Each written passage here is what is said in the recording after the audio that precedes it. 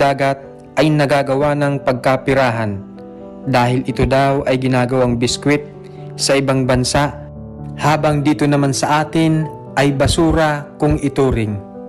Kaya hindi na rin pinilampas ng magkapatid na ito ang pagkakataong pagkakitaan din nila ang damong dagat. Dahilan daw nito kung bakit sila na lang ang nagtatrabaho dahil ang kanilang tatay ay wala ng ibang ginawa kundi ang tumunganga at maghintay na bumalik ang kanyang asawa. Pag di po kami nakakahanap buhay, hindi po kami nakakain. Kami nagkukuha ng kulapo. Anong kulapo? Mga ano, bahura? Halamang dagat po. Lamang dagat. Yung mga lamang dagat, kinukuha ninyo. Opo, binibilad po. Pinapatuyo po namin. Tapos, Pag tuyo na po, pwede na po namin siyang i-deliver. anong ginagawa nyo dyan? Pinapatuyo nyo yung dahon? Opo. Di ba ano yun?